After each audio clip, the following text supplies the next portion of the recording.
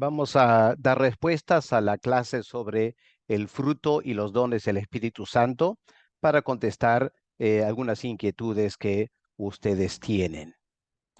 En el Antiguo Testamento, la presencia del Espíritu Santo se realizaba en algunas personas temerosas de Dios, una afirmación cierta, ¿no? Cuando se manifestaba, ¿lo hacía con los frutos y los dones? ¿O esto fue solo para los creyentes del Nuevo Testamento? Bueno, no tenemos una doctrina del Espíritu Santo en el Antiguo Testamento bien elaborada, pero obviamente el Espíritu Santo sí obraba en los creyentes del Antiguo Testamento. El Espíritu Santo en ellos producía el fruto del carácter de Dios en sus corazones. Por eso David, una persona que conocía al Señor, tenía en su vida fruto de amor, benignidad, bondad, etcétera. Grandes siervos de Dios como Daniel, como José, Josué, Moisés, etcétera, manifestaron el fruto del Espíritu Santo en sus vidas.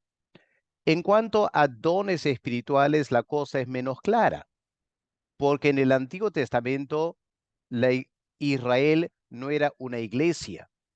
No todos servían a Dios como lo hacemos en la iglesia. El ministerio era para los levitas. Habían personas que tenían la unción de aceite representando el Espíritu Santo como profetas, como reyes y como sacerdotes. Obviamente ellos sí ejercían algún don espiritual, especialmente el rey, el don de administración, el profeta, el don de profecía y los levitas, el don de maestro. Pero no estaba tan desarrollado en la misma manera que tenemos en el Nuevo Testamento. ¿Cómo diferenciar que el hombre está compuesto de alma, espíritu y cuerpo y tener el Espíritu Santo dentro de nuestro ser? Bueno, esto tiene que ver con la doctrina del hombre, ¿no es cierto? Por lo general decimos que el ser humano está compuesto de dos partes, la parte material y la parte espiritual.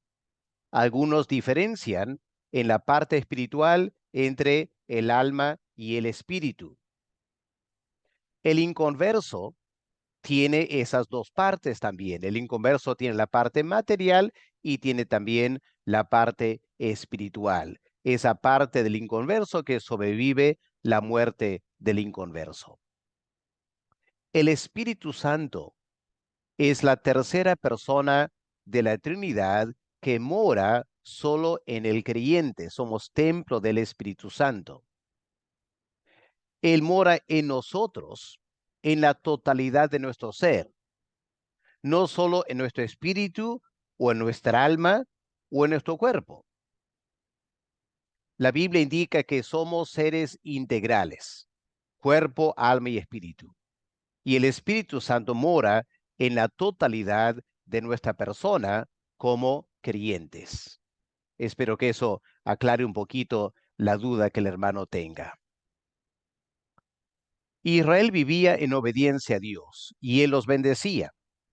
Pero si desobedecía y mostraban rebeldía, Dios los castigaba. Nosotros, la iglesia, tenemos el Espíritu Santo.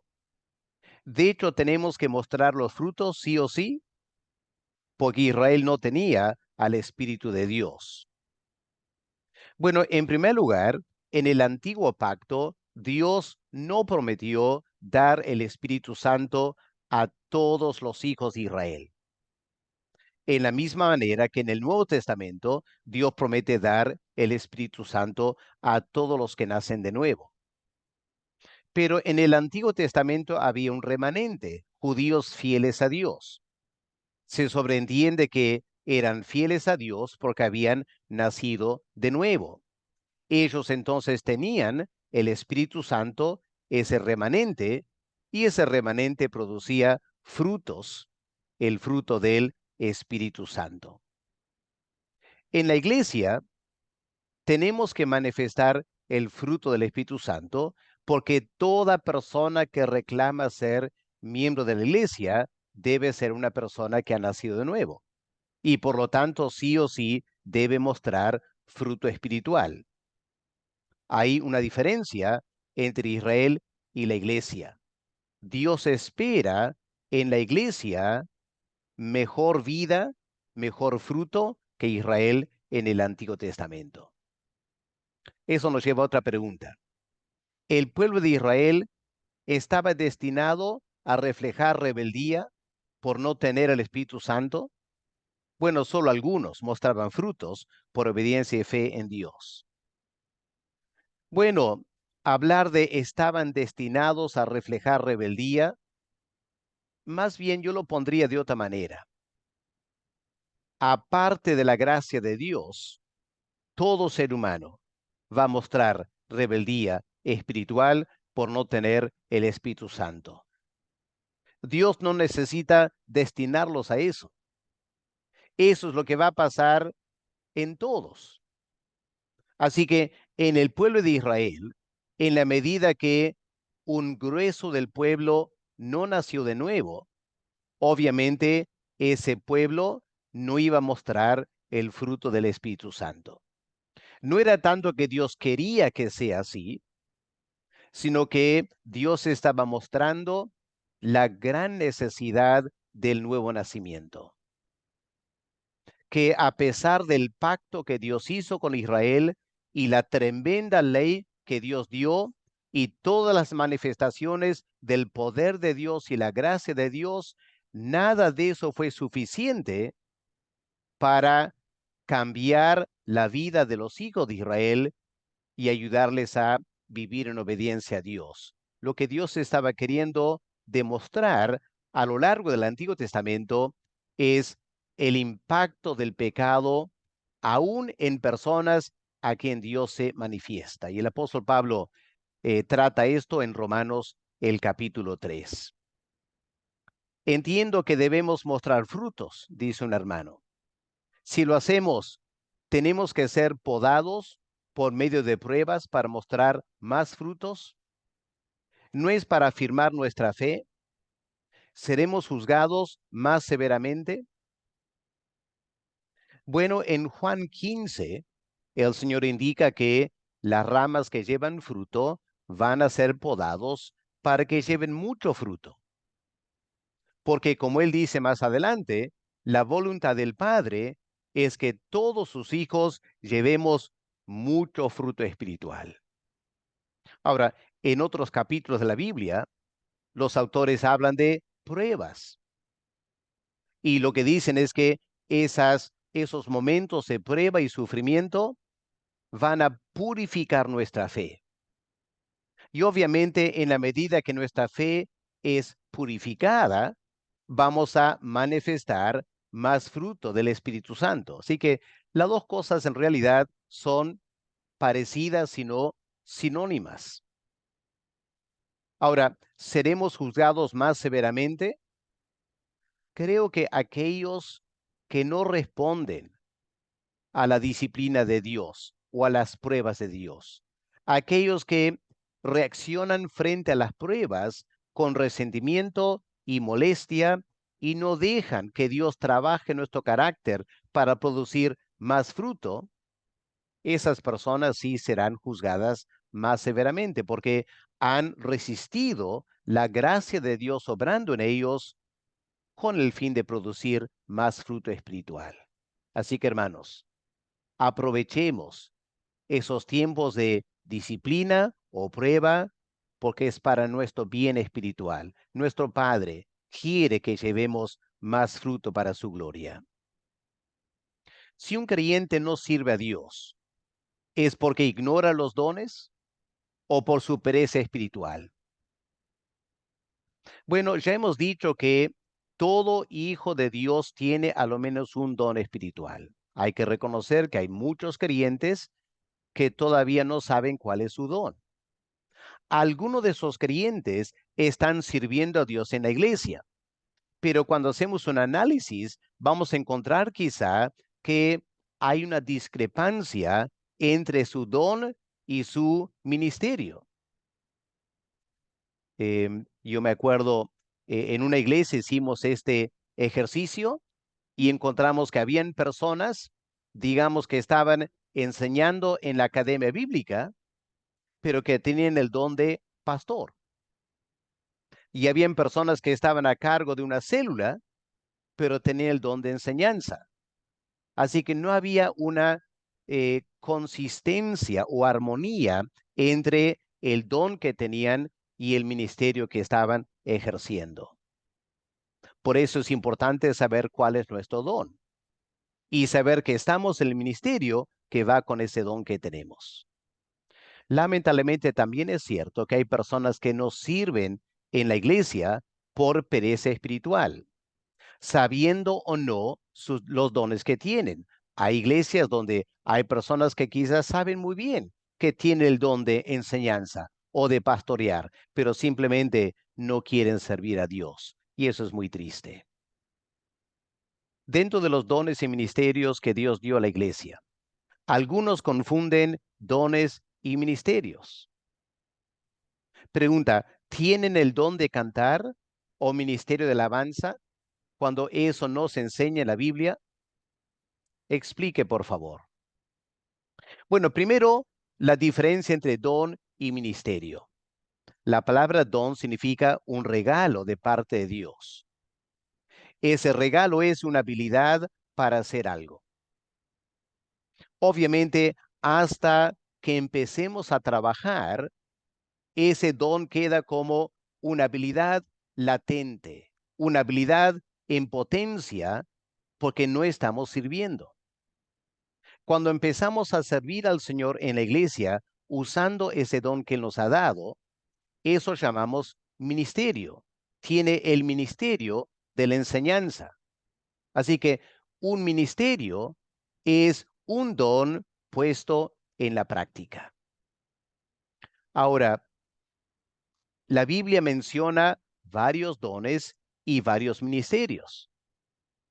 Lo interesante es que en esa lista de dones y ministerios, las listas a veces difieren un poco el uno del otro. En una lista puede haber el don de lenguas y no en la otra lista. En una lista puede haber el don de apóstol y no en otra lista. ¿Qué nos enseña eso? Que ninguna lista en la Biblia de los dones y ministerios es exhaustiva. Podrían haber otros dones y ministerios que van apareciendo en la historia de la iglesia. En la iglesia primitiva no había mucho de canto y nada de instrumentos, porque tomaron el estilo del culto de la sinagoga.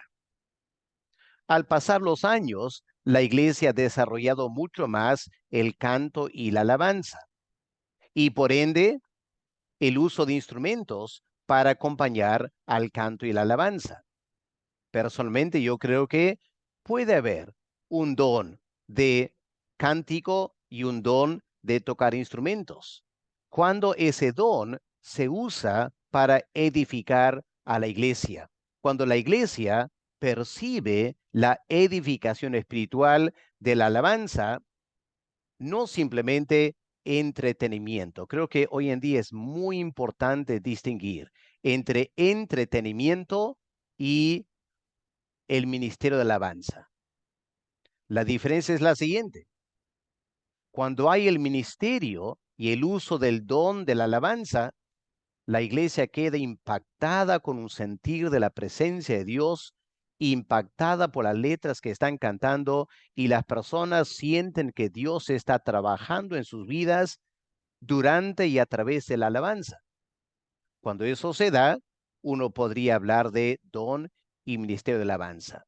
Pero si en la iglesia la alabanza es simplemente una suerte de entretenimiento y la gente canta y aplaude y quizás baila, pero al final sus vidas quedan exactamente igual y cuando conversas con esas personas, nadie menciona cómo Dios ministró a su corazón, a su espíritu durante esos cánticos. Lamentablemente entonces, no hubo una manifestación del don de la música y la alabanza, sino simplemente entretenimiento. Y eso uno tendría que procurar cambiar y mejorar. Alguien pregunta, ¿por qué se comparaba Israel con una higuera? En primer lugar, porque había muchas higueras en Palestina en el Antiguo Testamento. Así que como cada país usa lo propio en los símbolos patrios, entonces tenemos esta figura de la higuera como un símbolo de Israel porque era algo que abundaba en Palestina. ¿Por qué Israel dejó de dar fruto del Espíritu Santo? Bueno, la respuesta sería porque el remanente llegó a ser tan pequeño. Imagínate, en tiempos de aviamiento espiritual, digamos el remanente en Israel, los verdaderos creyentes en Israel, alcanzaban 50-60% de la población.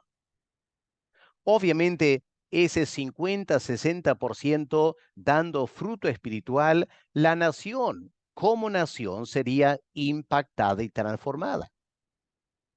Pero cuando el remanente se reducía a, digamos, 5% de la población de Israel, el grueso de Israel vivía en pecado y la nación entera no manifestaba el fruto del Espíritu Santo. ¿Ok? Todo dependía de el porcentaje del remanente fiel dentro de Israel. Los frutos del Espíritu Santo son parte importante de la salvación.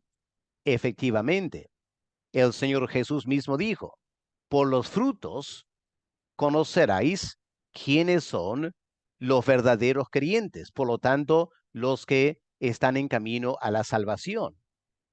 Por los frutos los conoceréis. Por eso es tan importante llevar fruto espiritual. Ahora, ¿cómo demostramos el fruto del Espíritu Santo ante los demás? Bueno, a través de nuestra vida diaria. Si tú vives delante de otras personas, esas personas van a notar en tu carácter, en tu comportamiento, en tus reacciones y en tus actitudes. ¿Semejanza a Cristo o semejanza a Satanás, la carne o el mundo? Así que es en nuestro diario vivir que vamos a manifestar el fruto del Espíritu Santo. Por eso la siguiente pregunta, ¿los frutos del Espíritu Santo nos identifican como creyentes? Así es. Al igual que un árbol. ¿Cómo sabes que un árbol es una higuera? Por los higos que produce.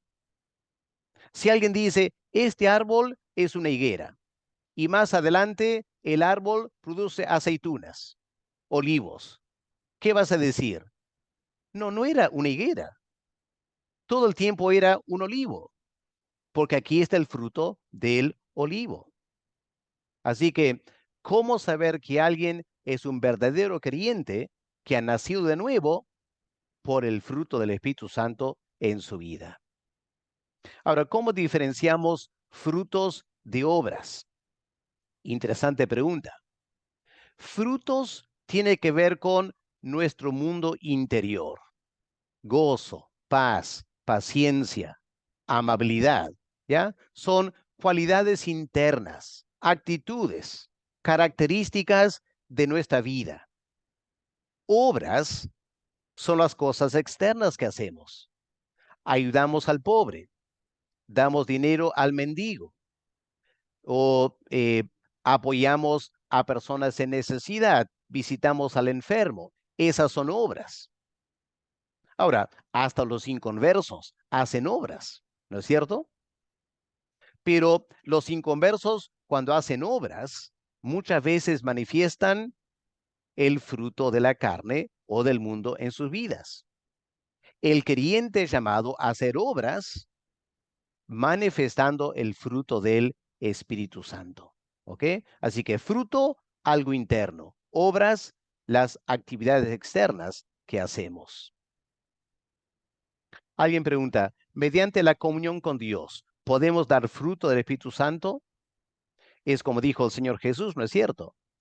Permaneced en mí y yo en ustedes y van a llevar mucho fruto. Permanecer en Cristo es desarrollar una vida de comunión íntima con Él. Cuanto más profunda sea nuestra comunión con Cristo, más fruto se va a ver en nuestras vidas.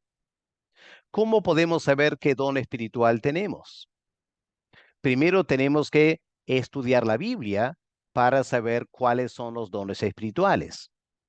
También tenemos que estudiar la Biblia para saber para qué sirven los dones espirituales. Luego tengo que empezar a servir a Dios en la iglesia.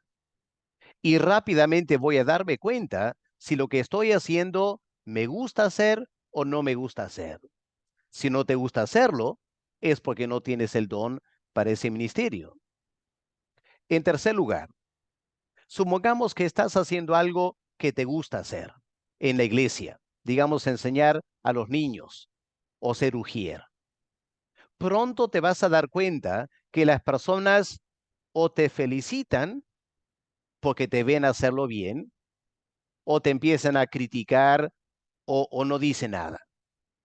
Bueno, francamente, si no dice nada, podría ser que no están notando que tu ministerio es de edificación.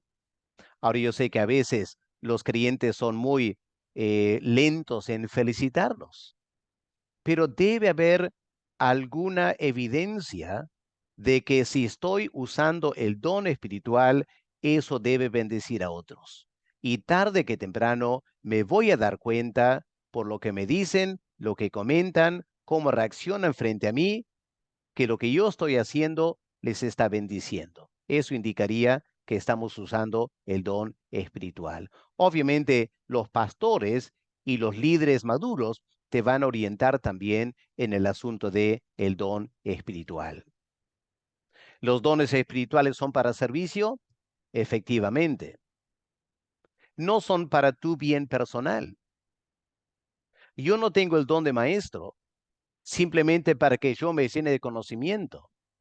Yo tengo que poner mi don al servicio de otros. Eso es muy importante. ¿Necesitamos conocer bien las escrituras para saber de los dones espirituales? Claro que sí, porque la Biblia explica cuáles son los dones, cuál es el propósito de los dones y cómo usar los dones.